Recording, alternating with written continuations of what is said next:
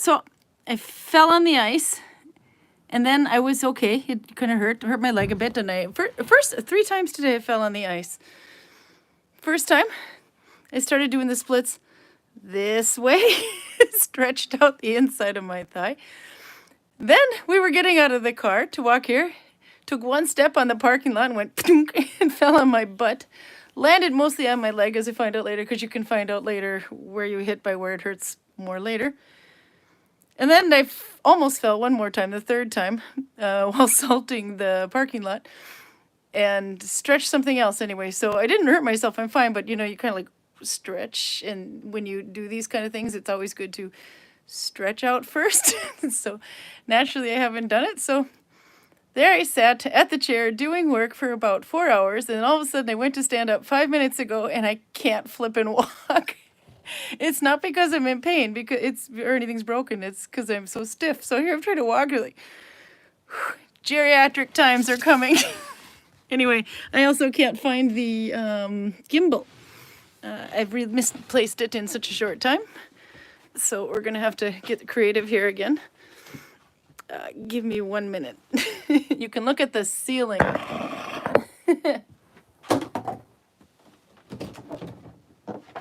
Okay. Makeshift gimbal. This is going to be my gimbal. These 2 boxes. But I can show a little needle binding. Happy 200th episode! We have absolutely nothing special prepared, but I spent so much time making that damn picture that I sort of ran out of time.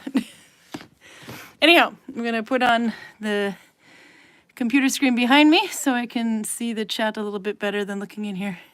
Does anybody know if it's possible to shrink superwash wool? It is possible. It won't shrink that much, but it will. It'll also pill. So the problem with superwash wool is more or less trying to felt it intentionally. So if you're trying to spit splice with superwash wool, you can do it. You can spit splice or wet splice. It's maybe a more COVID-friendly word. But anyway, you can wet splice superwash wool, but you have to have some serious amount of rage when rubbing it together, and it'll work. And then even then it'll be a little weak, so you have to pull very carefully until you get past that point. So much the same point. If you have to work that hard to felt superwash wool in a wet splice, imagine what you'd have to try to do if you wanted to make it shrink, to make it look felted like a hat. So I hope that answered your question. Been here since number 1. You have, Arlene. I'm so excited. It's fun. Can you imagine? We forgot to celebrate 100. That just went and passed. So did 1 year. That went and passed. We're over 3 years now, because Karl and I have been together 3 years, and that's the kind of the fun thing of watching this is I think he first came on around week 30 something, and then we ended up getting together half a year, maybe 7 weeks later, 7 months later. So, and we've been together 3 years. So there's like 4 years. I can't imagine where the time went. Anyway, I've got my chat up, and then I can now say hi. Karl's going to come join us in a minute. Maybe I need to say hi after and get the needle binding out of the way, because that's the boring part, as he says. But I have to do some creative. This is going to be my gimbal. If I set the phone like this, you should be able to see a little if it doesn't fall. Maybe I put a weight on top of it. Let's try it. Or I do this. This is our beautiful table, by the way. Okay. Ta-da. You can see hands, but just way too close up. So let's try one more step. Ta-da. Okay, that'll work. So we've been doing a mood blanket. There is a group on I think it's called Nalbinding Mood Blanket. Somebody can link it. And you can join. You don't have to worry about you're supposed to like pick colors for the mood that you're in to show different moods. Here we have one. This is mine so far. And you can decide which color represents which mood. There is no real rhyme or reason to it. So this is mine so far. This, I chose the Arboga stitch. You can choose whatever you want. So far, I've decided that my browns are just going to be different shades, because I need to get rid of this yarn. Well, I don't need to get rid of this yarn. This is Anxiety Letlopi that I have from Icelandic Wool, which is wonderful, but I have only like less than a skein of each color. So I thought, okay, the reds are going to be, they're 2 different colors, but it's going to count as red. And the same thing with browns. There's 3 different browns in here, but they all count as brown in my opinion. And then we have this orange, which actually comes off looking kind of yellow on camera. But that is also a mood. And then we have this green that came, it snuck its way in this week earlier. So anyway, if you want to join, do not worry that you had to have started this from the 1st of January, because you don't. There's no reason you have to go with a calendar year. You could say your first day is January 13th, which is today, and you go to next January 13th. So you can start whenever you want. You can join the group. And some had, I don't remember if it was Arlene or if it was Maria or somebody came up with this wonderful idea that if you don't want to do a mood blanket, something else that takes a lot of time that you kind of want to have increased slowly is a sweater. So you can needle bind a sweater if you want. You can start it in a tube, for example, and then cut. You could do, this one's going to be, as you notice, mine is obviously not, I don't know if you can see it, mine is not a blanket length. There's my foot. So the idea that I decided to go with, because I know I'm not going to have time, you don't have to do a row each day either. You can just do a length of yarn each day. So say 20 butterfly wraps each day, and that means your colors might stop and start. It's kind of however you want to set it for you. For me, I decided I wanted to do a row each day because I saw Kiwi's, which was really cool on Instagram. There's a link, I think, in the previous week. And I love that she had these clean stripes that went all the way through. So I kind of wanted to do that, but I knew there was no way in hell I'd have time for 400. Is that how many you have now, Raymond? 400 stitches across each day. So, because I got other stuff to do, I'm a project whore. So I decided I will make this one. It'll either be a shawl, or you can see how much it's grown in just, this is 12 days. How wide it's grown in 12 days. So if it is already a decent length halfway through the year, or even a quarter way through the year, I can make another one and sew it, or start a second one and then sew it together as panels, for example. You can do that too. So anyway, so this is about 120. Actually, I thought it was 120 stitches. I did count. It's 125. And I have to count each time because I notice sometimes how I start, it might not be straight, which is going to bug the crap out of me. Sometimes it'll be starting going out a little bit, and I can unpick to make it even. So it's better to have it stick out than not, because I can always unpick. Or start too far, and then it's kind of hard to pick up and go back. And the same thing with the other end. So I've got a little extra length here in case I need to fix, because I can see this last one looks like it's a little too short. So I might have to add one row here. Sometimes I have to add my 2 stitches on the end there instead of 1 stitch in the last hole. Sometimes I have to do 2, like here I did 2 in 1 just to get the thickness back, so that it reaches. But you could also like do it in a tube and you cut it, and then it'll be straight no matter what, unless you're really wacky at cutting. Anyway, I decided to do that. I did a new row each time. Some people can go typewriter. I was calling it last week. I was saying I was doing typewriter. This is typewriter. New line.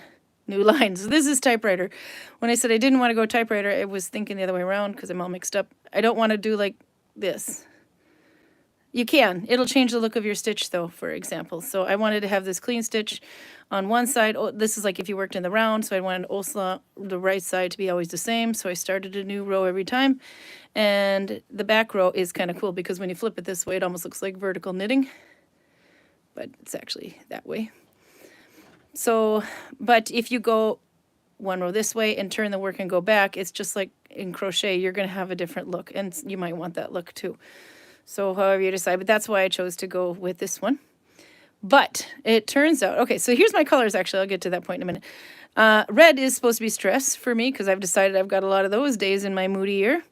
Brown is productive. It just, if I had nothing special, but I've actually gotten crap done today for some reason. I've been actually pretty productive this year, which is more impressive than I thought I would be. Yellow wasn't very productive, but I had a lot of fun. That was Jose's birthday party at Egert in Flom. We had a lot of fun there. People were buying Karl drinks left and right, and he was just, it was funny. So, and then you guys helped me pick out this color. And then I got a little bit stressed here. That's always YouTube day, so I'm suspecting that every 7th day is going to be stress. But here, oh no, that was the 1st of January. No, this is the 1st of January. I was trying to make all these different trains and planes and automobiles and whatever. This one is now sick day, kind of, or sick or not doing very well health-wise. I got a migraine, ended up with a migraine till about 7 o'clock. Luckily, it was on the day off because I'm apparently allergic to days off work. But that's what I put. So I'm not dying. It wasn't a cold or flu or anything, but I had a migraine day, didn't get much done. It's now green. Looks kind of blue on calendar, but... And so then here, I was, no, I'm nothing but productive this time. This is great. Even with taking the long way to Celia this a couple of days ago, it wasn't actually stressful, and I did get a lot done. So that's lots of brown. But if you'll notice, my work looks a little different on this row. Did you spot that? If I look at the side, you can kind of see it too. It bumps out on that row. So apparently, I probably was a little stressed or not paying attention. I should almost have a row for that. And I caught it yesterday when I was binding on top of it. I noticed this row looked a little different, and I thought, oh crap, I gotta pick it all out and put it back in again. But then I decided it doesn't change. If you can see, it doesn't change the size. It's the same length, same dimension, same gauge. So I'm gonna leave it in there. What happened is when I added my new yarn, I added my new yarn from this side. So you'll also notice that that brown is slightly wider or taller than this because it's done back and forth. So I did one white row, and then this one was one wrong row, and then this is right. So if I were to keep going like this, it would look like that the whole way through. So there's a different way to get another look from the Arboga stitch, which, by the way, is the stitch of the month. We've decided to do stitch of the month in 2024. And I'll show you Arboga one more time because I bungled it a bit last week. But I decided I'm not going to rip it out. I'm going to leave it in there because I think, yeah, there you go. Raymond says, to expect perfection is to insult the crafting gods. You are a good man. The Amish love you. But I'm going to leave it in there because I think it speaks a lot about my mood that day. I thought I was productive, but I wasn't. Or I could do it intentionally every certain amount because it kind of splits a section. So, yeah, there you go. Jennifer Miller's on Stitch of the Month. So we're going to do Stitch of the Month. But anyway, I am going to leave it in because... you know, that's life. That says a lot about my mood that day, apparently. I thought I was productive, but I wasn't. So today I'm going to have to go with stress because you saw my late start on YouTube or late linking and everything. So let's just slide this over here for a second while I get some more yarn. It's going to be red, but because I don't only have one ball of that and one ball of that or less, I'm going to kind of feather it through. So we're going to go with the darker red this time.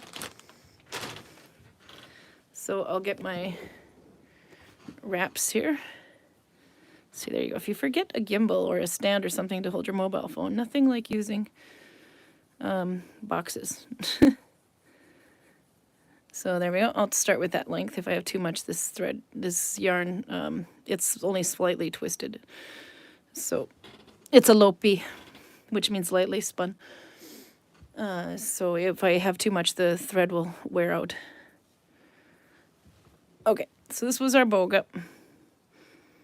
And it's not a new stitch this week, which is, I'm sorry, Max, but I've decided since we're going to do the stitch of the month, maybe it's a better idea to show a different way you can make the same stitch look. If you've noticed Inga Andersson's paper, I think she's linked it on both groups anyway, but ask around if you can't find it. She did this big paper about all the different ways you can attach the same stitch to the next work. Maria made it. Maria, I made a mistake. Look at it. Can you see it? Can you see it? I'm leaving it in there.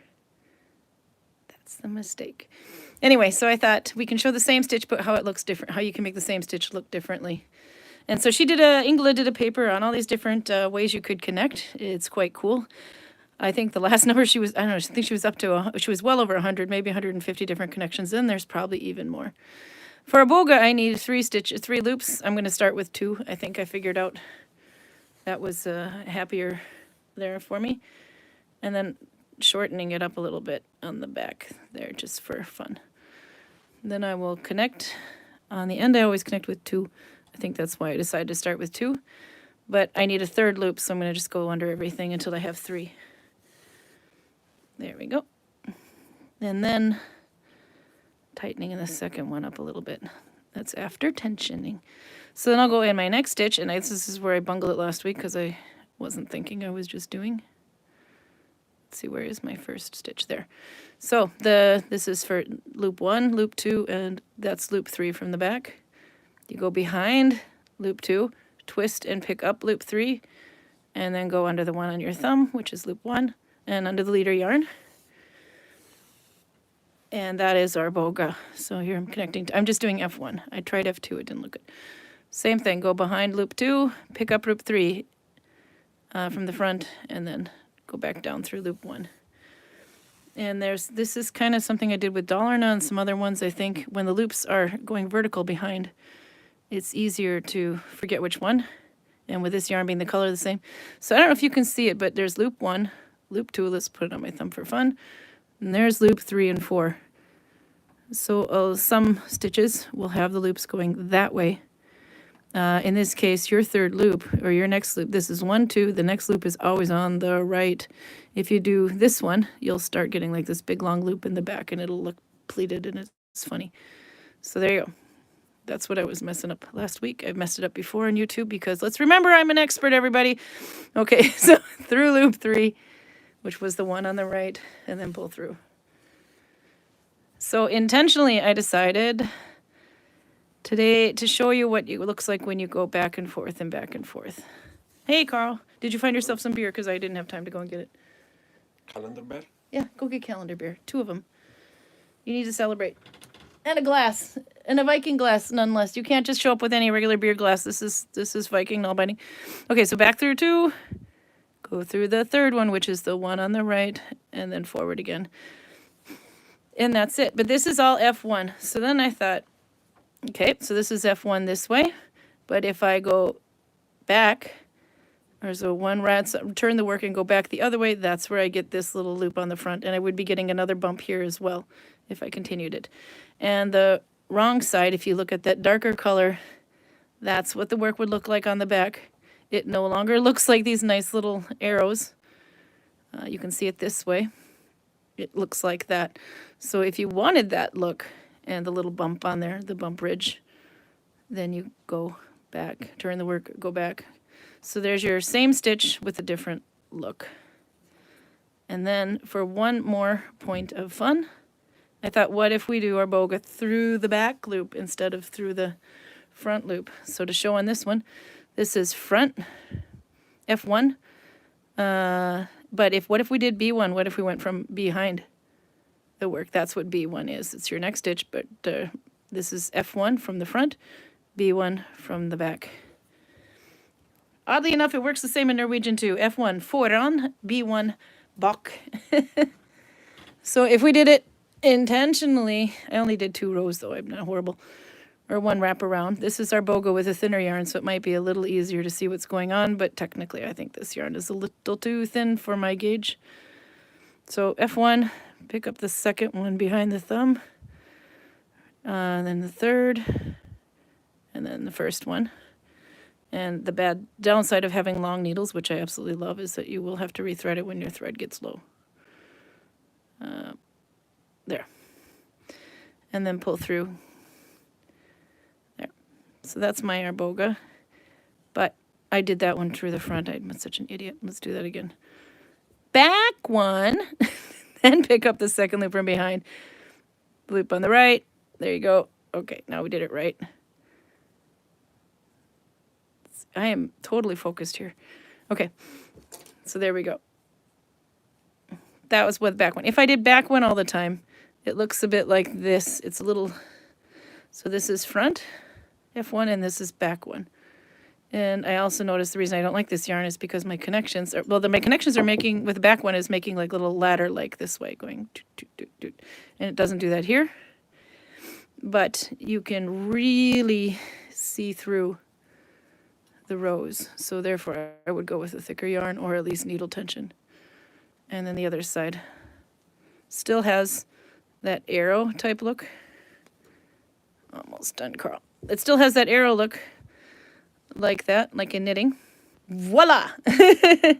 Raymond can also do Oslo in his sleep now. I swear to God, if you're knitting a whole blanket in Oslo stitch, that's not Oslo but Oslo, A with a circle over it, you're impressive.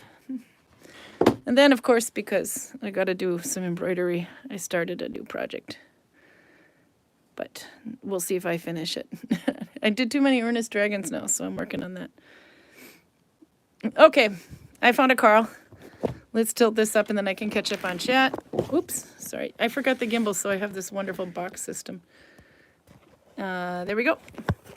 Ta-da! Have a seat, Karl. I found this in the top box. What'd you get? This is proper beer, not calendar beer. No, this is Belgian beer. And Moreau, what'd you do to him?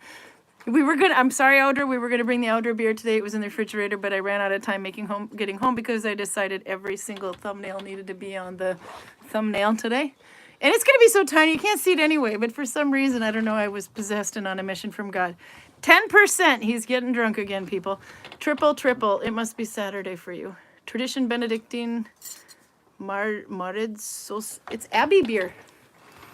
Okay, then I'll catch up on chat while you get your beer. Did you bring a Viking glass? Because I'm expecting... No Viking glass to be found. There's one in the kitchen. Next to the stove. You're not doing that very well. The Belgians know how to put their beer caps on. By the way, did you notice at the thumbnail, Karl? I have the picture.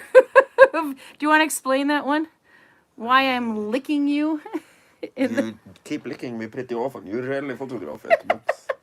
Here in that little photo in the right of the thumbnail anyway, I've actually shown that one before. I think when we had our second anniversary, but that was when we were making commercials for Hego and some other online guiding. Yeah, like we were literally only together for a couple of months at that point. No, must have been at least 4 months because that's in the spring and we got together in December officially. And it was so spontaneous the way that one happened because we were trying to say, welcome to Norway. My name is Karin and this is Karl. What are we doing today, Karl? And Karl totally does not follow the fucking script. What did you say? Well, I did follow the script the first 12 times you had me do that. Yeah. It was the 13th time I decided that, hey, I can go off script now. And what did you say? Go ahead, do it the exact way you did it. Today, we are going Into the camera, Karl. Today, we are going to talk about Viking prostitution. And then I licked And then she licked my face. I didn't know he was going to say the Viking prostitution thing. He didn't know I was going to lick him in the face. So that's where that picture's from. Somewhere that outtake is on my Facebook page. You have to just scroll way down. You don't have to be my friend to see it because it's public. By the way, I have a gazillion friend requests, but if I have kids on there. So I don't usually accept friend requests unless I've actually met the person because I've got kids on there. However, if you follow somebody on Facebook, you can see it's just like they're your friend on there. You get all the notifications and everything that are public, and anything Gudvangen related, at least and YouTube related, is public, including that little video, way down. It must have been December 5th, 2022 is when I posted it then. Because it was second year anniversary. No, but it's made in the summer. But the thing is, this was only in Gudvangen archive. Yeah. It wasn't actually public. We sent it to our wonderful online guiding lady who set up all these tours for us as a joke. She said you have to, and you'll notice in the upper right-hand corner it says outtake, because it's an outtake. And she said, oh my God, that's fun. So in the right amount of time, that one has to surface. And it did. About a year and a half after we filmed it, it surfaced. And it was funny. Okay, anyway, so that's what the story of that is. I figure Karl gets the most credit on YouTube here because he's been here the longest. We had Virginia when we started out. We had Mona, Kristen, a bunch of other people stopped in. Arnold's been here. Anders Hovland's been here. Anders the blacksmith has also been here. Georg's been on here. Rune has been on here a lot. Greg has been on a lot. We miss him, by the way, but shortened days. Yeah. We've had Luis here. We've had Albert has been on here. We've had Adrian on here. I think Roger and Marie, out of the employees, they are the ones with the least amount of screen time. Yep. Although Roger did get, I noticed he has he's in one of the thumbnails with the big wooden shoes. Yeah, no, he comes by to show off his shoes occasionally. And then I think at Marie we were talking about French food that she was making in the village for the Vikings, and she was in that doorway there, so it had to be last winter. For a split second you can see Marie. Or at least you can hear her French anyway. Is the plan of the Russian dumplings, is that finalized? So if Louisa still wants to do it, I don't know if Louisa is on yet because I need to check the chat. Runa's Louisa. She is going to, she has a special day on the 20th. Yeah. Some sort of a Russian day. So she's going to make dumplings.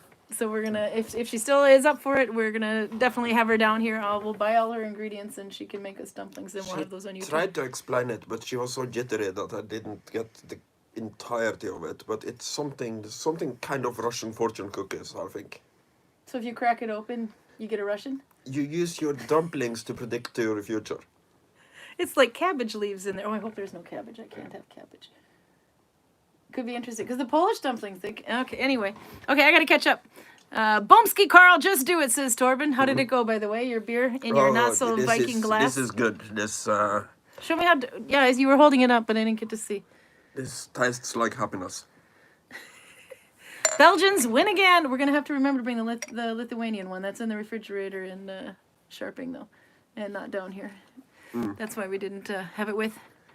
And we thought it would be such a good occasion to bring that one out. That one and Jay. We have one more beer from Jay as well, who was brewing beer here this summer. He's coming back again next summer, by the way, bringing his girlfriend. So Nella's here, by the way. She says happy 200th. Happy 200th, by the way. So that's probably like, what, 170 for you? Yeah, something like that. Weeks. But and there's two missing. And we know why one of them's missing, don't we, Karl? There has been some episodes where I didn't show up after that one. One or two, particularly in the beginning, while you still had kind of other people who had energy to do this. That's because it's summertime. Yeah. So there was not too many though, just a couple of them or something. I remember there was one that Greg was supposed to come and show up, but something happened and he was delayed. Ice, I forget what it was anyway, and he literally made it back 5 minutes after YouTube ended, and Karl felt sorry for me and came in and sat with me. Yeah, I probably had to start dating him at that point. Okay. Anyway, Raymond is here, Torben's here, Suze is here. Oh God, everybody's having good weather. Audra is here, Arlene is here. Yeah, Arlene's been here from the beginning. Anne Moreau is here. Garcia is here. She's been here for a long time too. Raymond, you guys, a lot of you guys have been here for a long time. Raymond is a sheep herder. You have to watch all the previous episodes to find out why. He's a sheep herder. He doesn't have any sheep, but he's a sheep herder. Did I have any other occupations in Australia? I don't know. Yeah. It's quite cool to see all the countries represented too, by the way. Albert is here. Kiwi's here. Rhonda's here. Heidi Marie is here. Hey! You have to come this summer. Let me know when you have your days. The houses are filling up fast this year. Do you know we have 4 Viking groups signed up to come? 1 or 2 of them are still in the process, but we have a Viking group from the United States that's going to come this summer. We have the Danish Vikings are coming. Maria, I hope you're coming with. Tina Vester, the people from the Needlebinding Festival are going to come. I believe they're coming in the 3rd or the last week in July. Then we have Swedish Vikings that'll be here for the first time from the Stockholm area, and Dutch Vikings are coming for sure. Actually, there's 5 because there's some Polish in there too, and I thought they were Hungarian that were thinking about coming. The German Vikings were going to come, but they had some sort of internal thing, so they have to reschedule. But Viking groups this year. So you know what happens when you have Viking groups visiting at the same time? You give them weapons and you point them to the Glima field. So I'm hoping to see some more fighting this week because, screw peace, huh? Let's see. Susan, we talked about superwash wool. Max is here, by the way. Max has been here quite a long time, too. Alva roars. Hello, says Torben. Alva is how many months old now? Alva is Torben's daughter. Yeah, Torben would probably keep better track of that than I do. You're a bad person, but, Karl. like half a year-ish? Yeah, I think so. Susan Youngman is here. Susan's been here for a long time, too. Back in the days we were still on YouTube, or on Zoom. Just kind of deciding what to do, and Ann Decker started doing weekly Zooms right around the same time we started doing this. So she's getting close to 200 weeks, too, which, by the way, is really cool. If you haven't caught Ann's Zoom, you need to do that. She posts some, it's called a group called, or a page called Nalbinding Get-Togethers. There's group A and B. She does it twice a day, and she does way more than an hour. The reason she does it twice a day is because she's got an Australian-friendly time zone and a USA-friendly time zone. So you can go and join on that one. But the cool thing with Zoom, though, is it's interactive. So she can see you and hear you and vice versa live. And if you have a question with needlebinding, she also has a setup where she can turn the camera onto her hands and just show you what she's going to do. And she is way more scientific than I am. She knows everything. And if she doesn't, she's pretty good at faking Most it. of things like this that people started doing during the pandemic has Yep. kind of stopped because we went back to normal. But it is such a nice thing for us to have an opportunity to not be completely in work mode, but Yep. not be completely off either. So No. you have an opportunity to speak a little bit more freely than you can do in front of the customers. Yeah, by the way, Viking Valley doesn't sponsor this. We do it on our own and they let Yeah, us. no, this is Which is this really is cool. completely on her head. No, you too, though. So I don't have to apologize to Toril for wiving up and so on. I No. only have to apologize to her. No, they just which think is it's a lot okay that easier. they let us use the property, which is really nice. So we always do a shout out for Viking Valley. But yeah. And as long as we keep our clothes on and Well, I did lick you in the thumbnail. Maybe it's getting a little bit too different. Not for kids, people. Raymond put out the disclaimer, not for kids. maybe we should have a banner that we just wave around occasionally. Not for kids. They can watch it if they want to. We actually do have some kids that watch, but with parental consent. It's because we some episodes have some serious profanity, some have a little profanity, and Yeah, everything always wanders to the wrong side of the it's river mostly too. a question of if the parents can handle the questions they inevitably are going to get. Yeah, that's true. Okay, has anyone Mommy, experienced what is bad weather lately? prostitution? My Viking prostitution. Max says, has anyone experienced bad weather lately? Carl? It is extremely slippery here now. It has been freezing and now it is, the ice is going, well, it's going away, but it's like 4 degrees plus, or that was what it was today. And I can usually say with a fair degree of pride that I don't slip on the ice. I just slide around a bit and have what my father calls a polka lesson. Polka But I dancing. usually stabilize and are still standing on my 2 feet. But then this one sends me to the shop to get her Cottage cheese. cottage cheese, apples, and coffee. And I completely flatline right in Did front you? of the shop. That's why you took so long. Welcome to the Broken Club, pal. I saw a woman walking behind me and she sees me flatline and she just does this So Vikings and can then she fall. just walks on. And Vikings don't bounce. Did you put a hole in my... No, okay. I thought he's borrowing my cowl because cold weather also exists in bad weather world. Right did now not put it's a hole in not it. that cold. It's Who is the Viking prostitute, says Jennifer Miller. come on. You're the one that needed a house to sleep in when you decided you didn't want to share your house with a person, with your roommate who was expecting somebody from overseas. So you come in and move into my Viking house and then you never leave, you prostitute. That's not a prostitute. That's Well, it turned into prostitution, apparently. Okay, then you owe me a lot of money, woman. No, I paid you in food. You're looking a little bit fatter now than you used to. His stomach was like concave. Now it's just straight. I cooked for you. I don't know if first price Not spaghetti. all prostitutes work for money, Carl. I think I am worth more than first price spaghetti, woman. Sometimes he works for carbonara.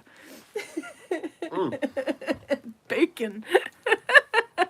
Definitely not for kids. Laugh out loud. Thanks, Raymond, for the disclaimer. No, but anyway, I was kind of wondering if Vikings bounce, but I guess you proved for the woman that you don't bounce. You just flat. And I kind of flatlined and then I slid a little bit on my back with my feet pointing. So you were like one of those penguins go, wada, wada, wada. Yeah, kind of. And thankfully it didn't happen on my way back because then I was carrying your coffee, 6 iced coffees. And he didn't even screw your the lid on apples my and, coffee. Cottage cheese. It was surprisingly full of coffee, though, so that was quite good. Yeah, Karin Okra writes. By the way, Karen's here, too. Writes, Minnesota always has bad weather, which is, yes, true. So Norway has had a bit of a snowstorm in the south. It's past now. But it caused a little bit of chaos. Minnesota, northern Minnesota especially. In Duluth, Minnesota, we get this, and well, Minneapolis gets it, too. We get a snowstorm or 3 every year, and there's always at least 2 that are pretty bad. You got cars sliding all over the place and running into each other, and schools are closing, not because they think we can't handle a little snow, but the cars can't get there. And there was somebody on, I think it was the North American something in I don't know, American in Norway type group, some sort of American Norwegian group, but or maybe it was Americans in Norway type group, I think, or Norwegian. No, it was Norwegians in American group. Doesn't really matter. But the point is that somebody had posted a thing going, "Oh my gosh, does it really get that bad there?" And they're showing these pictures from snowstorms in. It was a TikTok video actually of a guy who has to jump out on the second floor to go and shovel to get out his front door, because. And you know, he's having fun. It's a great little video, and actually I've done that twice in my life. I've had to go out the second floor to open the door because the snow was too deep anyway. And but she was kind of shocked. She hadn't seen anything like that and thought it was unreal and maybe it was fake. I'm like, nope, that shit's real. So another swear word for you, Raymond. But anyway, yeah, no, the mega storm, of course, of '91, which we've talked about before, and it hit Duluth pretty hard, and Karin knows that one really well.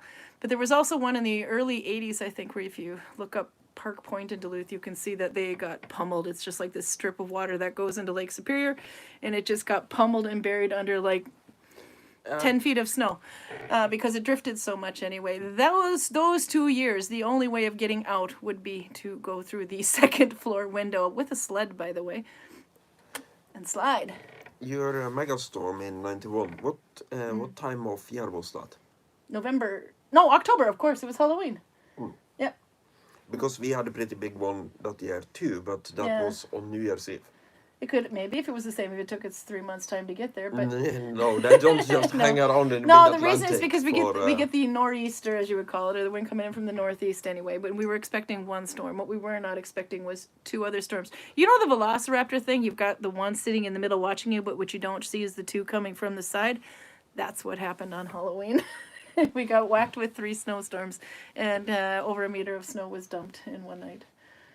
In Duluth, and of course it slopes and slopes, and when it does that you can't get out your front door. In Norway you have to open your doors outward. I didn't really think about that either. It was something that came up in the comments, but in the United States a lot of the doors open inwards, but the reason the Norwegian doors, at least the more recent ones, have to open outwards is because if there's a fire you're not all piled up against the door trying to pull it inward. You can get out. But you do notice that the door at my father's house and many other houses in Selja opens inwards. Yep. You want to explain that one? Because we actually had that conversation. Because it is so windy that if you're not prepared for it and you open the door and it opens outwards, as soon as you open the door this much, the wind takes it and just blows it over there and you get sucked out with it. Somebody your size would, woo! I could just see you. Is that like the penguin thing to do? There might be a legality issue there because the people writing the laws in Norway live in Oslo, which is kind of... as far as weather goes, Oslo is like hot dog water. It's not good, it's not bad, it's uninteresting. Yeah. So they would consider things like people running away from a fire and then just getting piled up against the door. They would not consider things like hurricanes because they just don't happen. No, you guys get gale force winds there too. And you are, what, 3 sides surrounded by water? Not the 4th, but I mean, you got water on 3 sides of you in Selja? If you were to say Selja was a square city, which obviously no city is, you have 3 sides of water. That's not entirely correct, but it's also not the full story. Selja is on a peninsula that goes into the water like this, and Selja is down here. Yeah. So you could say that, okay, you have like a little bit over 90 degrees of the area you can see from my house would be water or the horizon or an island that is just barely blocking So the why horizon. do you get massive winds? We know why Duluth got massive winds because jet stream for one, the lake effect. No, the North Atlantic just produces storms and they like to dump them off somewhere, and the inside of the Stad Peninsula is a good place to drop them. There you go. It's not like it's not particularly worse or better than the area Flora to Ålesund, I would say. The thing that makes Selja special is that it is so open and you have this really dangerous piece of sea outside. If you have a storm that blows the roofs off buildings, it will do as much damage in Selja as it would in Flora or Ålesund. But if you have people dying on the sea, they will die basically in Selja or right outside of Selja. I got to try your father's car in the snow up a mountain for the first time yesterday. what I didn't realize though is that your father's car has a pig deck, which is pigs on his deck. No, that's an old Norwegian joke. It's spikes on the tires. And that was I didn't realize it until a while he was explaining about why his father's car sounded so noisy. It's because you've got these little spikes going down the road as you drive. And I thought, oh shit, that explains it, because I could not figure it out. But we had to borrow a car over Christmas, and then we have my car as well, which is just regular winter tires.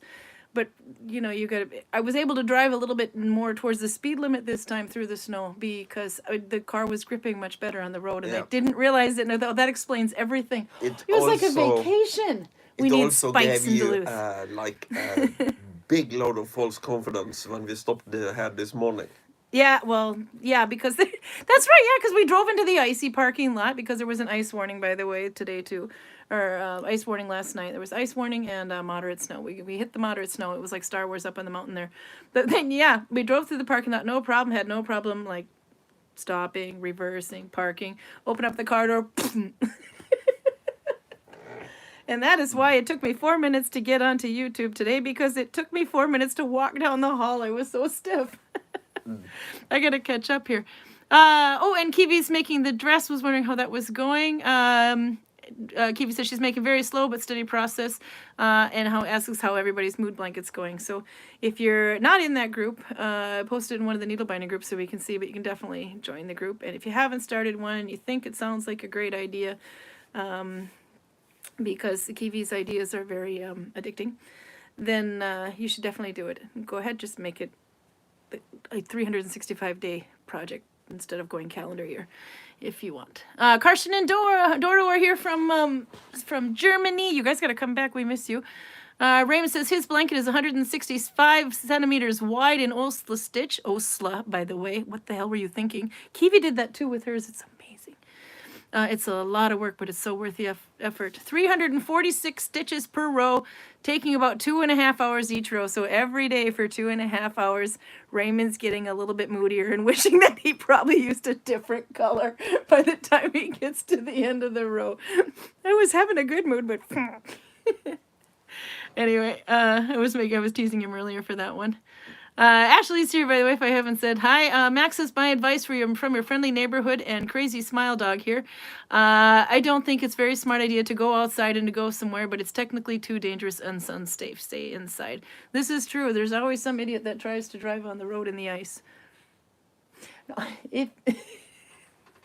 if you don't have to, I mean, we had to get home, of course, we had to work today, but if you don't have to, stay off the road. Because sometimes your driving is just fine, but somebody else's driving is going to hit you. Okay, Anne says 2 rows to go down today. Good job. She's got 150 centimeters on hers. Wow.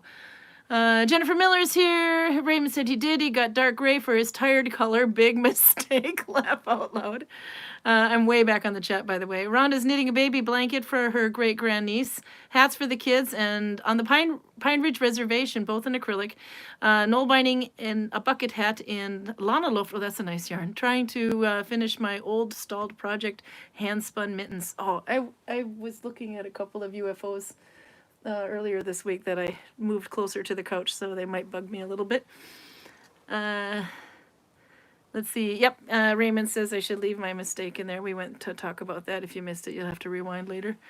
You can see it, though. It's when you know it's there, you can't miss it. It's that. I left my mittens at the hotel in Sogndal when we were driving to Selja this time around. We had to, because we public transportation. We had to use public transportation, and there was no way to do it in one day. So we traveled to Sogndal. We stayed at Sogndal Quality Hotel, and I'm pretty sure I left the mittens at no coffee machine though in the room. At Pergola, their Italian restaurant. Yeah. With really good carbonara. Hoping to get them back. If not, I have to rub this one until she makes me a new pair. So you'll see way back on Instagram, there's a pattern for fingerless mittens with fingers, wrist warmers, but with fingers anyway. And he's doing like this. Those are the ones he lost. But not before he showed me that one of the tubes is splitting here. Because it's been really cold, so we've been making fires like mad at home, and I don't know if he's just like rubbing the wood or what, but it started to split here on this finger. But that actually is an easy fix, because you can see in the pattern, if you kind of like skip ahead, you can see it's just a bunch of tubes. that I sewed on. So I basically just need to make him a new tube and sew it on. So it would be an Do easy you think fix. I'm rubbing the wood with my gloves on? I'm not gonna comment. Not for kids. Raymond, disclaimer, Raymond. So is Oslo Oslo mistake? No, this was Marie was asking, but we've already figured that one out. It was my mistake with the Arboga stitch. This is very close to duel. You like that one? Yeah, it is. It's silver bronze territory. The Lithuanians still have the gold with their Berzici, but it's in that territory. He's so impressed, Outer, with his pronunciation of that word. Bierzici.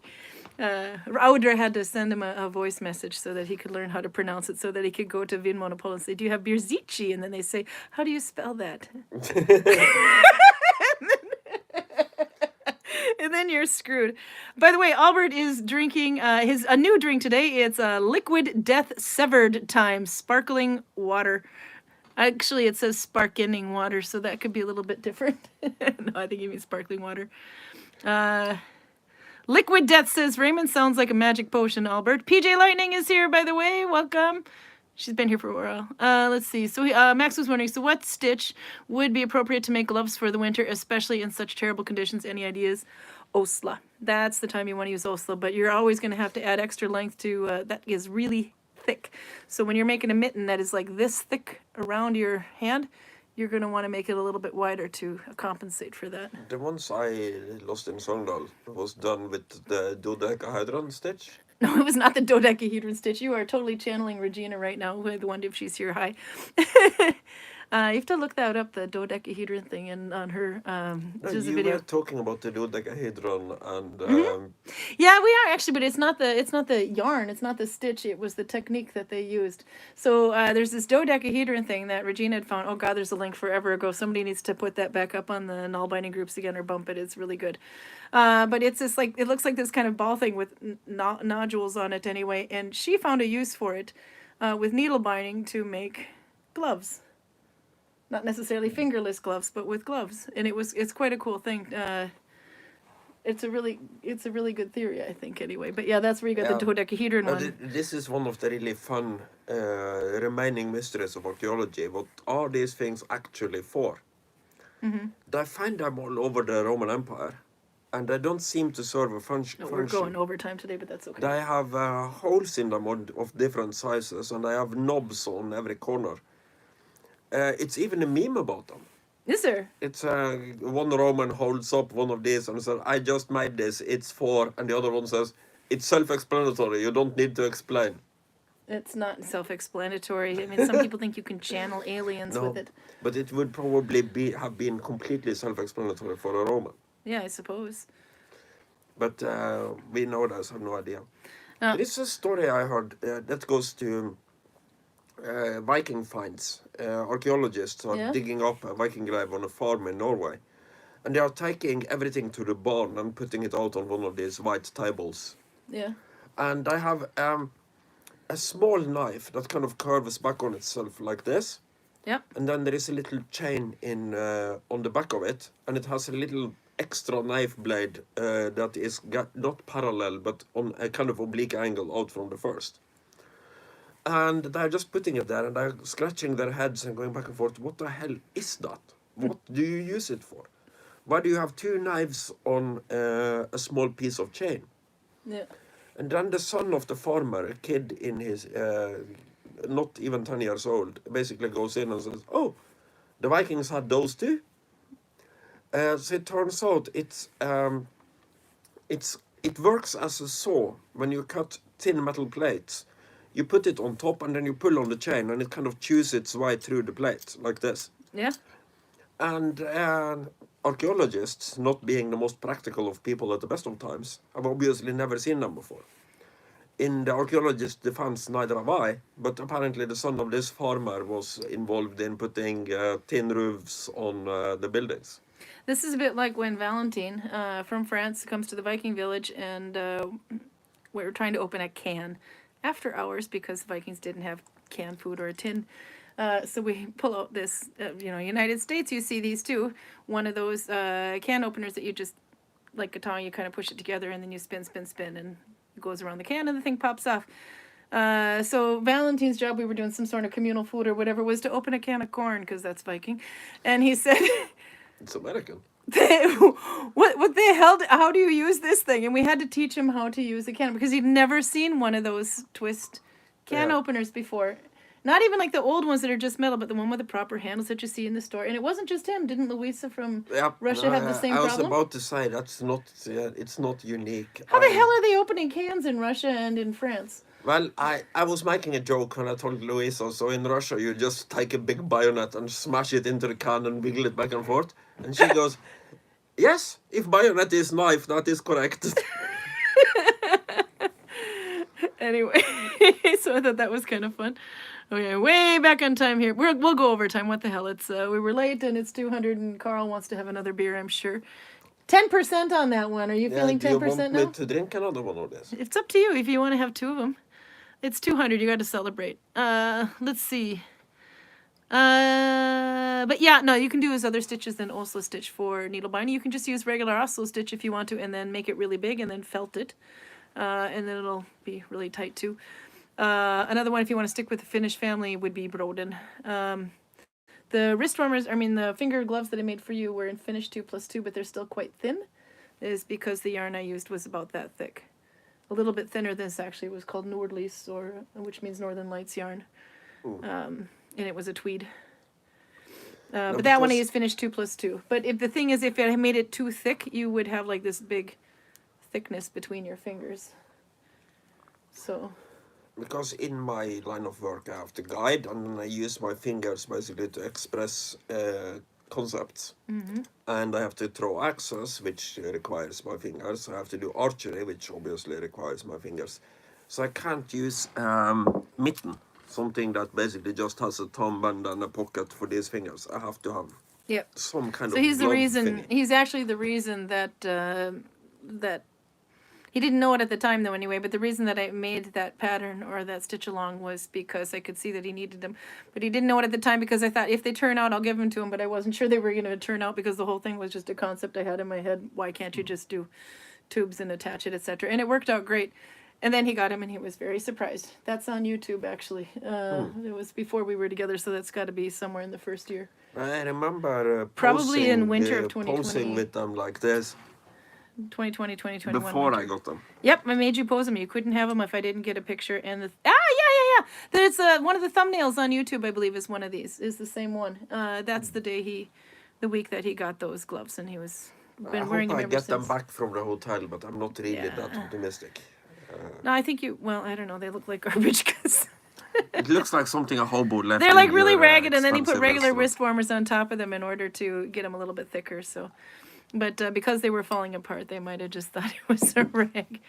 The guy probably thought he was doing you a favor by not letting you know you left them on the table. Catching up. Let's see. Best keep the beer for home, says Raymond. The outer beer, by the way. Kiwi says, they're answering each other questions, which is I really love that you guys do that. Because the check, it's so much more fun now than it was in the beginning. It was fun in the beginning, but now it's like a stitch and bitch group. I love it. Let's see. So Raymond and Kiwi are Oslo stitch experts. They're needle binding in their sleep. Let's see. Way back. Then we're back to Torben having Bomski. That means you're ready for rubbing the wood in big capital letters, right, Torben? That's right. That's how he broke the fingerless. Not for children. Disclaimer, Raymond. Disclaimer. Arlene says, I've never had studded the tires, but a lot of people do. I use four-wheel drive, and my son-in-law has studded winter tires. I have never had them before because I lived too close to Oslo before, and Oslo has you have to pay an extra fee to be able to use studded tires because it ruins the streets. But in the mountains, you really, really, really, really should have them. Like today would have been a really good day to have studs on the bottom of my feet. My father is pretty fanatic about this. Yeah, but you have to go up studs because, and as he points out, and I think he's right about this, if you are using the unstudded winter tires, they basically work on a suction cup principle. Mm-hmm. And for that to work on black ice, somebody else can't have has to black have ice. studs in their tires to break up the ice. If not, your tires won't work at all. No. If So- you don't know what black ice is, do you want to explain that? That's something Minnesota is very familiar with, but not everybody knows what black ice is. Well, it's basically undercooled water on a flat surface. It's ice. It's hard to that- see, but it's really slippery. So you look at the road and you think it's normal, and you start driving along at a normal speed, and then when you try to stop, you find out that that's actually ice. But yeah. So anyway, no, I am quite with that one then. Let's see. That's Karen's fingerless glove Instagram post. Oh, thanks. You guys are linking. I like it when you do that. Let's see. I have to go back a little bit further. But yeah, I didn't realize studded tires were much of a thing until I came to Norway. Those are really quite nice. That time we were trying to get up the mountain, the first trip to Celia, Yeah. we were like literally 10 minutes from his house and couldn't get up the way because it's a really steep and it has hairpin turns. Couldn't get up the second hairpin out of two hairpins, and we end up having to make a 45-minute detour to go around the other way. That would not have been a problem with studded tires. Oh, it was more than 45 minutes. It was probably like 1.5 hours. That's because it was snowing Star Wars outside. From Morley to Selje is 45 minutes approximately. Yeah. We had to drive to Morley to achieve this. Jennifer Miller points out that your prostitutionist is getting paid in beer. Yeah, It is. but this doesn't make any sense. Anne because- brought you beer. I brought you beer. Jay brought you beer. Outer brought you That- beer. this You is- are totally this is prostituting yourself true, for but beer. you are the one getting all the sex though. Can't complain. Sometimes I do. Not for children. Disclaimer. Okay. Let's see. I have to kind of go back a little bit. I skipped. Where are the Americans Vikings coming from? Geez, good question. There was a guy that came in September the first time. It's an SCA group with the Not a Viking. historical question. It's a No. Yeah, where? a reenactor question. He got so excited. There are no, but the Minnesota Vikings, horns on their helmets. Yeah. Those are the I American generally Vikings. come from this area. I believe he was from somewhere near California or Nevada, but it's an SCA group with a Viking branch, and I think that's. But we'll find out more about them. They'll be here in August, I believe. Yeah, because July was pretty full for them, and I think there's at least 8 of them coming because not so easy to come over from. United, they got to do the plane and everything to get over here. But I think they're coming in August anyway, and we'll definitely throw them on YouTube, and they can tell us all about their group. But I believe it's an SCA group. I believe he's from. God, I'm probably way off. He's probably like from Michigan or something, and I'm calling him Nevada or California. But anyway, that's where they're coming from. And it's about 8 It's of them. very easy to see the difference between Nevada and the Californian. Yep, but we've had Vikings from the United States before. The last time there was 4 of them that came together, 4 or 5 of them, I think it was Robin Woodman and Monica and anyway, there was about 4 or 5 that came over from California, and that was about in 2019, I believe. And Robin was able to come back for the first time because after COVID and everything, she finally was able to come back last summer, which was really quite fun. So the American invasion is happening. It's real. Now, my trick to know the difference between people from Nevada and people from California is to ask them, do you like guns? In the Viking Age, you ask them, do you like guns? No, there was no Vikings in Nevada or California in the Viking Age. Unless there was some Native American who dressed funny. Raymond says, maybe the Russian cookies are like Russian dolls. Crack one open and there's another one inside that, and so on and so forth. Yeah, the nesting dolls. My mom brought me some back from St. Petersburg. I absolutely love them. I was speculating it could be something like that, but the way A little dumpling, and a little dumpling, and a little dumpling. And then she was trying to explain it, and in some way these dumplings are supposed to protect your... protect. I don't know if I should have any more bear. Predict your future. So it's some kind of Russian fortune cookies, I think. But we'll leave it up to Louisa to explain how these cookies work. Yeah. She can do it as kind of an IOU for us explaining to her how a can opener works. You realize she's going to have to make these now. She has to, yeah, of course. She has to. It was January 20th she was thinking, or whatever the closest Saturday would be. Let's see. It was Jennifer Miller was asking for the Zoom link, and I heard somebody had shared it, so yay, good. I believe the 20th. Because you should join those. I would Is totally a join Friday them. or a Saturday. I'll double check on my... I don't know. Take a look. Let's see. Maybe the mom and her finish stitch mom and Max was asking about. Yeah, you could, but I would do more loops depending on how thick your yarn is. But usually Broden would work pretty well. If it was like this thick, you could go Broden or even Longerid. Just keep adding loops on the back of your thumb until you're happy with the density. And do 3 rows. When you do 3 rows, check the middle row and see the density of that one to find out how thick the stitch is, or how dense it turned out. Yep. January 20th is a Saturday. It's next Yay. Saturday. Yeah, And that's if probably we why she had- thought about it then, yeah. If we had half a brain, we would be able to count to that conclusion, because it's the 13th today. And how many days are there in a week? I didn't even realize it was the 13th. I just changed the date onto whatever it said on my computer, and I forgot it already. I was a face licker. Jennifer calls me a face licker. Yeah, she is a Not face wrong. licker. Yep. Do you want to tell them the story about Greg? We have a direct order from our boss not to lick Greg. We got to get him back on here. It's been a while now. He keeps saying he's going to show up, but I think it's going I'm to not be easier when we sure. close at It 6. might have been, all the other COVID restrictions have been lifted, so we might be allowed to lick Greg now if we want to. He's funny. I might ask Toril for a special dispensation. Yeah.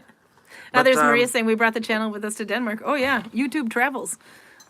I'm sneaking off for a cigarette, and then I can also ascertain if my balance is good enough to have another beer, or if I should go for... If it doesn't take you 4 minutes to walk down the hall because your stiff butt was sitting for too long during the day after falling on the ice. I very rarely sit, so my butt is fine.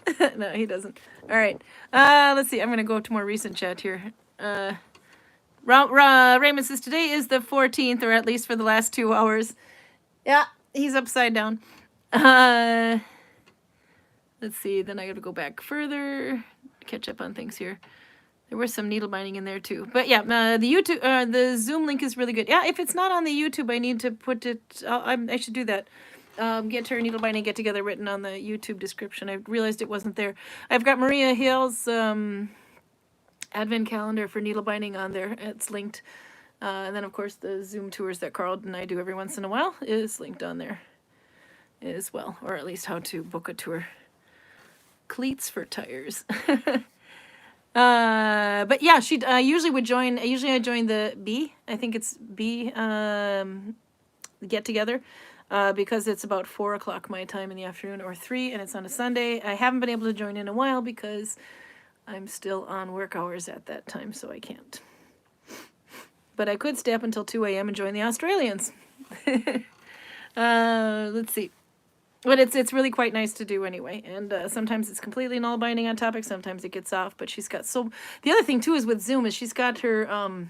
she can share her screen, so you can see all these finds that she's been checking out too. Like when we went to all met up in Denmark, she also stops in Lund and some other museums to check out the needle binding on there and examines them and has footage and everything. 300 pictures per project that she was looking at least, if not 1,000 anyway, and goes through each one and shows you. And you can even ask her about the ceremonial outfits from Africa that are needle bound. Those things are quite cool. They're quite fun. She also has, of course, the camel muzzles. She's got lots of pictures of those that she's collected over time. And then, of course, the bags from Australia, Billum bags from the Australia area, etc., which are really quite cool to see. She's got lots of examples, so you need to join those. And she goes on for like 2 hours too sometimes. Sometimes one, sometimes... It's only 1 hour supposed to be, but sometimes 2, but people kind of come and go. And it's basically a stitch and bitch. Bring your project, show them what you're working on, tell them what you do, and ask your questions if you're stuck. Marie also has studded tires. In Denmark, you have studded tires. You need studded tires. It's like flat as a pancake.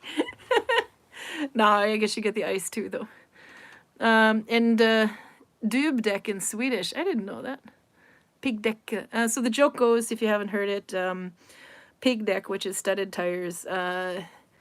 If the Norwegian is trying to speak English and he is trying to explain this, he's like, I have pigs on my deck. So bad. James Steele is here, by the way. He says, hi, he's finishing up with a null binding hat, 13-inch width. I don't know how many inches I am. But that is, he's got some really cool hats too, and he's been trying all these different techniques too.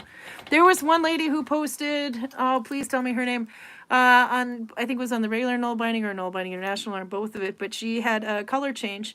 She just changed the color for 2 stitches and carried the yarn on the behind. Basically, she did, I don't know, maybe she did 10 stitches in the regular, and then just did finish 2 stitches with a different color yarn, and then repeated, and she got this really cool vertical striping pattern, and it looks almost like these little arrows with 2 strands, but it's so cool.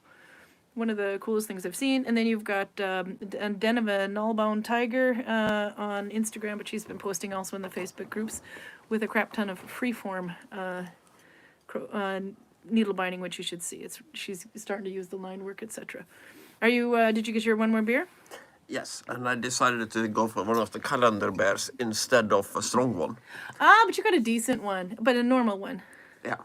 I don't think I've tasted this before. No, we haven't put Beck's on before, but Beck's, this is like just a normal export beer in, or import beer in United States. Yeah, I think this is a pretty typical Pilsner. It's just, I think so too. You should like that one. What's the percentage on there, Mr. I just drank 10%?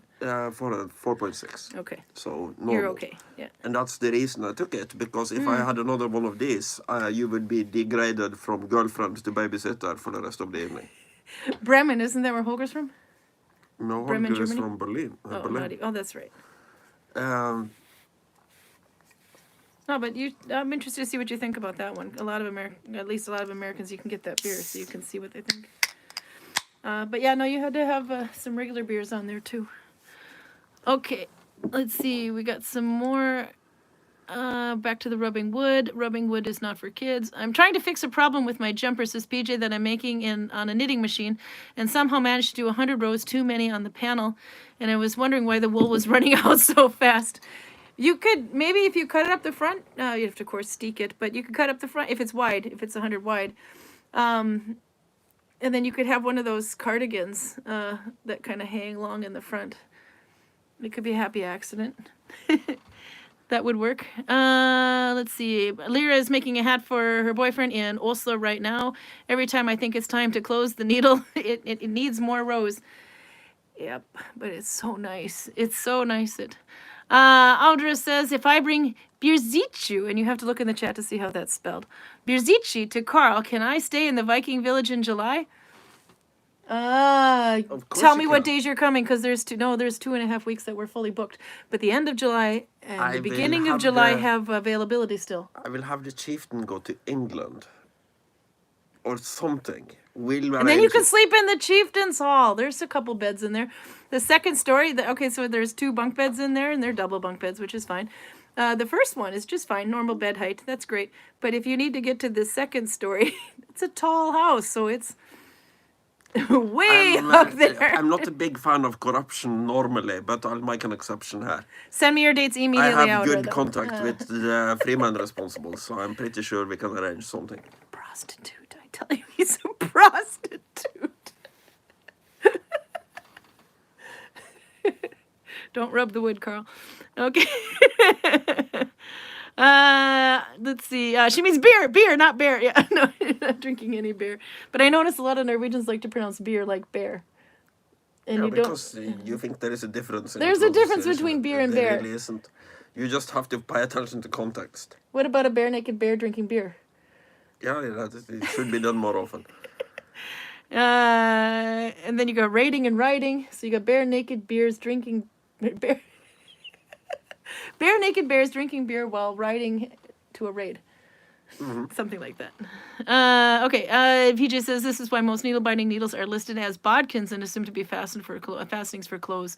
I've tried telling our finds people what they really are, but it falls on deaf ears. I'm an Archie.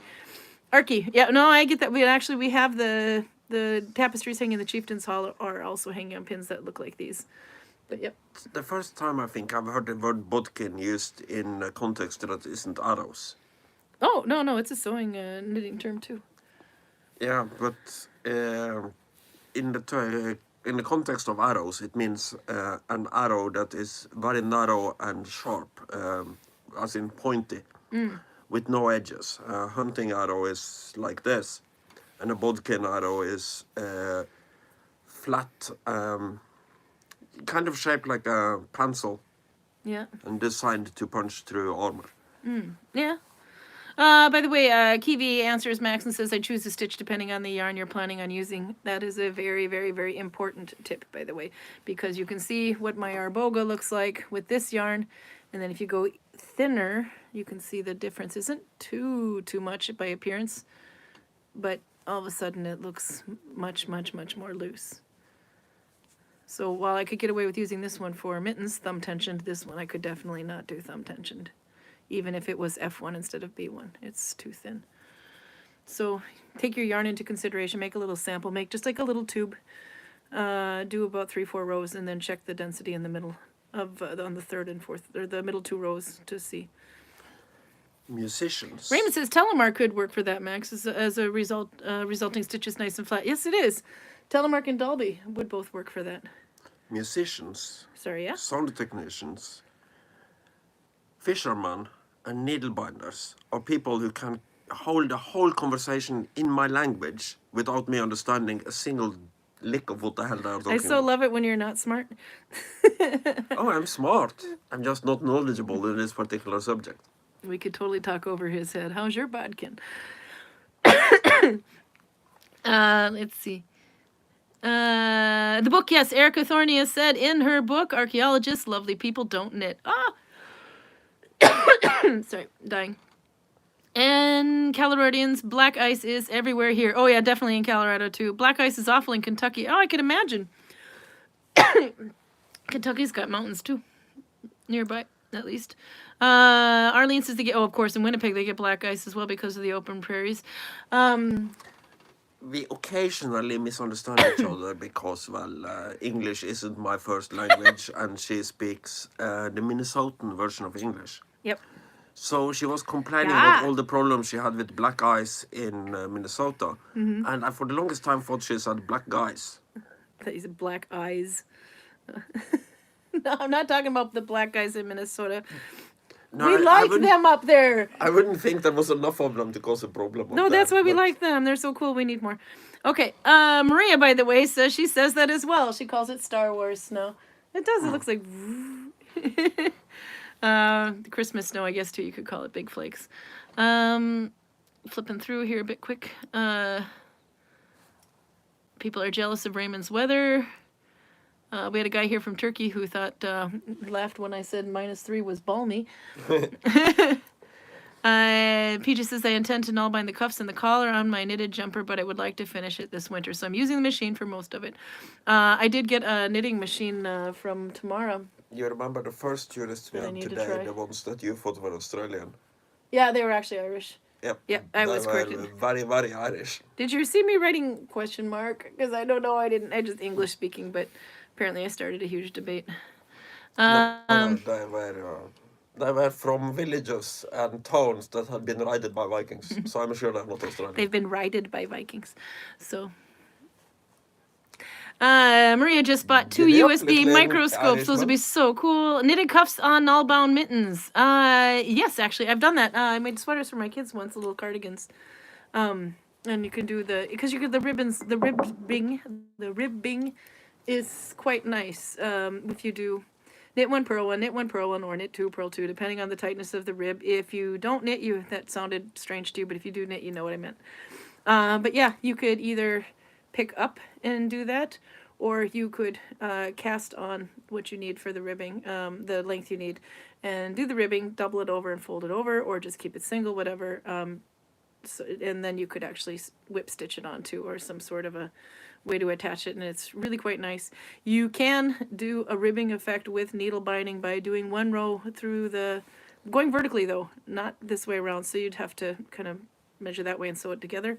But you would have to do 1 row through the front loop, 1 row through the back loop, and that might get you some ribbing too. Or either that, or it's, yeah, back loop the whole way maybe, and go back and forth. I think I just confused a few people there, but you can do it. You can make ribbing and null binding, but it's not very dense. Anne can see what you're doing. Yeah, the zooms. Anne can see what you're doing and help any problems you're having. I find A is too late for me, so she also joins B. I've seen Arlene lots of times. That's how I know Arlene is from Zoom. The other fun thing with Zoom is you can see what you guys look like. It's fun. And you can see, yeah, it's really cool to put faces with the names. Maria says they had a snowstorm there last week in Denmark as well, pretty bad one. Oh, I suppose if southern Norway got hit, then Denmark did too. Yeah, it was Yeah, it was much worse in the south than it was anywhere else here. Right north of it, so we didn't get much effect from it. A little bit extra snowfall, and I think that's it. Guess what the microscopes are, she says. 10 years in the making. Rhonda does the session A Saturday evening. Oh, she wrote session A and session B is Sunday morning. Yep. What was the thread in 2 places and then cut into 2? I have a panel and a sleeve. What is did the thread? Oh, then the knitting machine. I haven't tried the knitting machine yet, though. Someone brought me one this summer, and I gave her a really nice piece of embroidery for it in return as a thank you. But I have not been able to set it up yet because we've been running back and forth to Celia. Karl, how's the second beer working on you, by the way? Says Torben. This is normal bear strength, so 4.6. I don't think this is going to be the nail in my coffin, so to speak. Yeah, but what do you think of Beck's? It's a very typical Pilsner. It's Does it stick to your beard or your mustache? A little bit. I would say milder than Hansa, but not quite as mild as Lys Holmer or Preps or one of the summer bears. By the way, we have a bone to pick with Torben, don't we? But it's summery. It's something you drink in the summer to keep cool. Do you remember we have a bone to pick with Torben? About what? Well, he couldn't come to the beer tasting at Christmas, just before Christmas, because he was recording his latest episode on his podcast. Yeah. How many times have we driven back and forth to Celia since November 25th or whatever it was, and still haven't heard the edited version of this podcast? Yeah, but in his defense, it might be Magnar who is editing it. Yeah, no, that can't be it. It's Torben's fault, I'm sure. We need entertainment. PJ said they had floods there. Someone died in the town this week. Wow, after following into the flooded river. And then they had freezing temperatures, so lots and lots of black ice. Yeah, the black ice was an issue. Torben is switching over to gin soon, by the way. Ribbed for her pleasure. Don't underestimate ribbed cuffs. This is ribbing, if you're not sure. And the ribbing means you can elastic. Okay, I thought for a moment there that Torben was drinking ribbed gin. No, I read it in reverse. First he says ribbed for his pleasure, and then he says, I need gin. So it doesn't work in any order. I'm flipping back and forth. I think I caught most of the chat now. I think if we've caught up. So how do you feel about 200 more episodes or weeks, Karl? I think we can do that. But soon I'll have to divide my attention between this and my own YouTube project. Yeah, you're still going to go gun-ho? Yeah. That was not a mispronunciation, but gun-ho. By the way, Torben is blaming Øystein, the editor. Yeah, Øystein, not Magnar. I had a 50-50% chance of being right when I tried to blame somebody who wasn't him. But the project manager can't always get away with blaming his minions. I'm just saying. Is he the manager? I have no idea. I think so. He's the one in charge of the musical kids' toys. And the drills and whatever he's using for the sounds. By the way, if you didn't know, Torben has a podcast called Karantena Pils. It's in Norwegian. It's actually in Sogning, so even the Norwegians can't understand it. But it's really good. So if you haven't checked it out, you should. And most Norwegians who are not from the eastern part of Norway should understand this just fine. The people in the eastern part of Norway would probably be happier listening to Danish radio. Raven has a name for your channel. The Tuscan Viking. I like that. It has a good ring to it. We ran into Stina and Celia, by the way. Stina's also on here, Stina Wright, and she's the one who's needled bound a bunch of kids' sweaters and recently posted one of a brown and red cardigan with a hood. It's amazing. Anyway, we ran into her in there, and she's like, Tuscan Raider! Not wrong. Yeah. I'm going to basically experiment with YouTube, and I think I'll pretty much stick to history and So you don't want to be a Tuscan Viking? But I don't want to lock myself down to a particular field. Well, I don't think the Tuscan felt very locked down when he was waving his staff all over the place. No, but Viking kind of at least indicates that I'm going to talk mostly about the Viking Age, and I may or may not. I'm not sure, because there is a lot of there is a lot of interesting things in history, and for that matter, in other subjects. Yeah. But you're going to pre-record yours. You're not doing yours live. Yes. And then you're going to send it to Oystein, the minion. I said minion, Torben, for editing. No, I'll edit myself, I think. So it'll get done? Me and her did What the hell? we did a project for a kindergarten. Basically a small Viking movie. It was a hell of a lot of work, but I think she was doing most of the practical work when it came to editing. Yeah. But I think I understand the gist of it enough that at least with a little bit of help, I should be able to edit something as simple as... you can do the rough stuff and then I can fix it later. And also, there is no point in striving towards perfection here. I'm not Steven Spielberg. I'm just some random monkey with a computer. So I should manage to get something that works if it isn't perfect. Do you, Maria? But I'm mostly interested in history, but I don't want to lock myself down to that field in particular, because I'm also pretty good in other sciences, chemistry and physics. I'm not completely lost when it comes to current affairs. And I don't know exactly which foot I want to be on. So I kind of thought I was going to experiment with everything. So if somebody can come up with a name for a YouTube channel that is so generic that it doesn't... Did you say genetic or generic? Generic. It can also be genetic if you like, but then you only have 4 letters to choose from. Genetically generic or generically genetic? And if you know genetics, you with know the bears which 4 and the letters beers and the raids and the that is. Yeah. Sorry. So you need a name. I need a name. That's... and Tuscan Viking is out? I'm not sure. I kind of Let's like say that it. it's the only suggestion so far. So I would say that right now it's in the lead, but I think somebody would be able to come up with something that is... Torben is still threatening to tell Oystein that I called him a minion, and then Oystein the minion, he's gonna go apeshit. The Talk, he's called. The Talk is for your channel. You can call it The Talk. Oystein is most certainly going to go apeshit, so feel free to do that. Oystein's not my prostitute. I'm just saying. Okay. Raymond mentioned fiber, love for Nalbinding, montage by Ashford. It's a blend of fibers, soft, warm, and felts joined like mad. There was an Ashford electric spinner, e-spinner, on Finn.no, which is basically, I don't know, it was like Craigslist in Norway or something. I don't know. Oh, and it was 2,000 off the new price. It was a very good looking one, very nice. It had everything with it, extra spindles and everything. Somebody got it before me. Yeah? May I Ashford. make a plug for my YouTube channel? You making a plug? That still doesn't have a name. Yeah, you can make a plug for your use. I got people plugging Zooms and books and all kinds of beers, everything on here. We're not paid to I have content, it so within knock yourself reach, out. but I'm not going to show it on her YouTube channel because it might get shut down again. Yeah. But the first episode I'm going to make on my YouTube channel when I make one, because I'm going to start out with weapons. I'm going to make 4 episodes. Yeah, not recipes.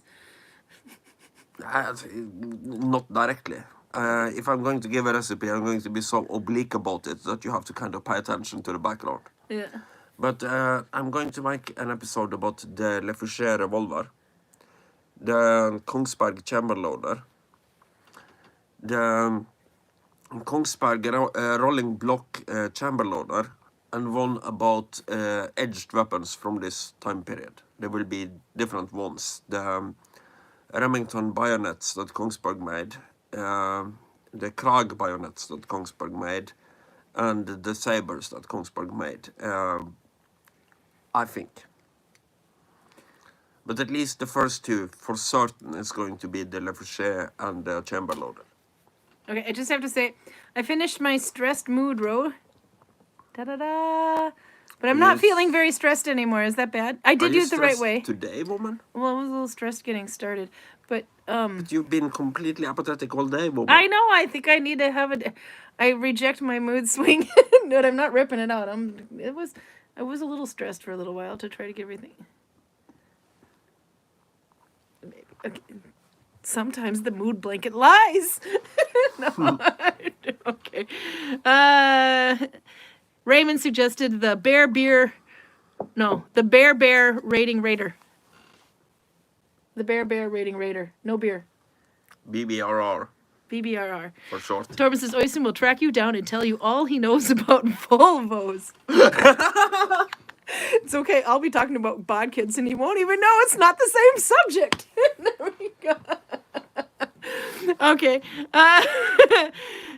Jennifer says, I got Majacraft Aura, and it's the best wheel that I've ever used. Oh, I need to try some of these. Volvos and Freemasons. I know about Freeman. Does that count? The Surly Norseman. That would be a good name.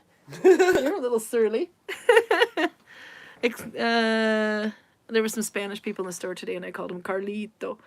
And she says, no, he's not a Carlito, he's a Carlos.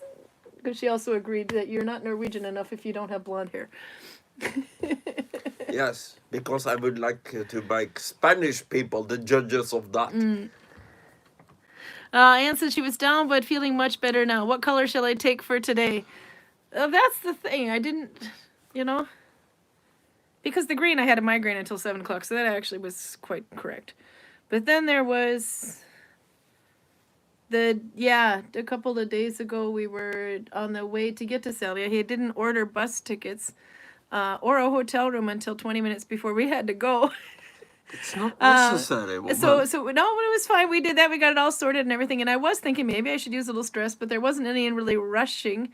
We get to the bus stop and 2 minutes later, the bus comes. We get to where we need in 2 minutes. And everything was just kind of clicking into place. So I was tempted. Do I write stress for that, or do I go with productive? And I went with productive. No, this way here. That was productive. Just... Oh, no, that was the day I made the mistake, though. So clearly, there you go. Do one wrong row. One row in the wrong direction or something, and then maybe you can be like, you can... At the bus, when the bus crossed the... that was travel day. Crossed the Sognefjord, there were 5 people on the bus. There was no need to pre-book bus tickets. The hotel was in Sogndal in the middle of the winter. Do you think it's necessary to pre-book I don't know, rooms? but at 8:30 in the middle of a winter in a very cold snap, I'm not sure I want to be looking for a second hotel. I just want to... And there was a conference going on, which, by the way, means all the single rooms were sold out. Yeah, but so I did check on the website, and I was like, well, actually, no, one of the rooms is sold out. Then you had a boat, which was severely undermanned. Yeah, that was funny. Same with the other boat. Yep. No the problem. 2 express boats that were going, and they were flying through like mad. And vroom, vroom. It was fun. And then there was a picture I used in a story a couple days ago too. It was when we got up in the morning from the hotel at 6:50 a.m. The free continental breakfast, which we could obviously not take part in, but actually, no, good hotel. They's like, no, we pack you just pick it up when you leave in the morning. Okay, it was a little stale, but who cares? It was food, and we had breakfast. We did at 6:30 in the morning. So that was fine. It was really nice that they could do that. And then we just make it to the first boat just in time. Wasn't rushing or anything, but just in time.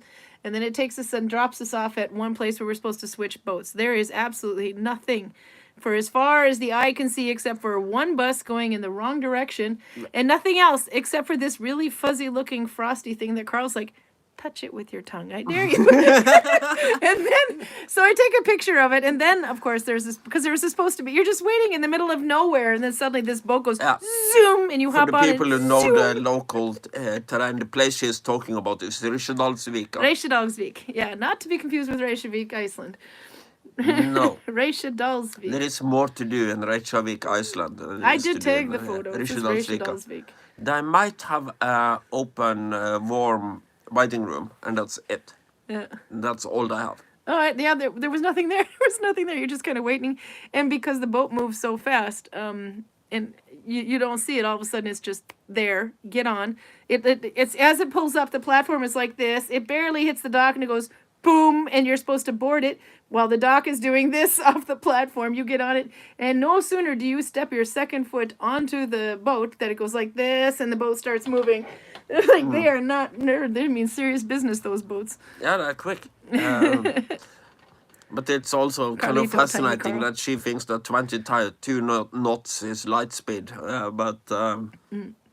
There's Carlos in Spanish, and then there's Carlito, little Karl. The Spanish lady felt bad for you. Let's see what I was going to say.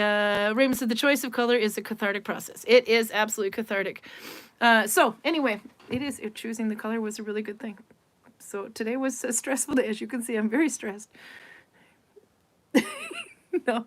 I could have gone with green for falling on my you ass did 3 fall on times. your ass 3 times on the way from the car and in the house. And then I'm late for YouTube because I have 1 minute to walk from our shop down the hall, which isn't very far at all, like 3 office lengths, to get into here and start YouTube. That's it. That's all I had to do. And I'm walking like I was been riding a horse for 3 months straight or something. I could barely walk. My legs were... It was funny. There was a reason I came into the shop and closed it for you 15 minutes No, before. I knew what time it was. Outer was very quick to tell me. She's, by the way, did you know what time it was? Like, oh. But yeah, I spent too much time on the thumbnail. You'll see. Max says, I've come to the conclusion that maybe Dolby would be a good option to use. Yes. And if you don't think it's dense enough, use F2, join instead of F1. And that will make a huge difference too. Torben said that would imply Mojito is the tiny one, and there's a drink called Mojo. Give me one of those. Let's just call it Mojo because Mojito is spelt with a J. So you have your Mojo and you have a little Mojo. That's my definition of it now, anyway. I know that there is something similar in Latin. Because a Roman would refer to his Greek slave if he is being kind of cute. He would call it his Graculus, which means my little Greek, my little time Greek. Dolby is great for him. Says Rhonda using it in a Mobius call. Yeah, it's a really good Mobius actually. That one will have their stitches going the right way one way and then and wrong the other way. What? Sorry, if I misunderstand my Latin correctly, that would mean that this is my Mobius? America. Jennifer says, I would totally fall in the water trying to get on a boat like that. See, it's not just me. No, you wouldn't fall on the water if you manage to not land your feet on the gangway. You would just be shaken back and forth on the gangway for a while. While the guy holding the dock goes, then they would probably have some mercy on you and pick you up and put you on the boat. Give me 2 Mojos and a sack of Pringles, says Torben. Anyway, do you have any, we're at like 7.5 now, we've been at 1.5 hours anyway, which isn't too bad for a 200th episode. That's only supposed to be 1 hour. Do you have anything else you need for your YouTube channel that you're going to make? Because you were so gung-ho 2 weeks ago when you broke mine Guns. and you still haven't started. More guns. Bigger guns. If you get my YouTube broken again in minute 1 hour 30. Really, really big guns. So we're going to go. Need more berries. Strong tea on days like this. Oh, yeah. These Pringles are making me thirsty. Pringles are good, except for when they're broken in the can. Because why would you get all these potato chips neatly stacked into a can like that just to have broken ones? It's such a crush. You haven't tried Pringles, haven't you? I know what... Once you pop, you can't stop. I know Not what paid. they are. I find them to be overpriced potato chips, but... Yeah, but they're actually, you got the sirloin chips where you take like the slices of the potatoes and then you make chips out of them and they look like pieces of potatoes. Well, then you have Pringles where they basically mash the fucking potatoes first and then make slices out of them and turn them into chips. It's not quite the same thing. They're like fake potato chips. Anyway, everyone's saying bye because we really should go. When it comes to Dolby, Stitch Maxes usually use F2 to make it extremely dense. Yeah, so do I. Most of the time I'll use F2 with Dolby. Okay. Say goodbye, Karl. Carlito. Do you know if YouTube have any rules against making explosives? Goodbye. We're leaving now. Okay. AI heard nothing. Okay. See you next week, Saturday, maybe with dumplings. Fortune cookie dumplings. Bye.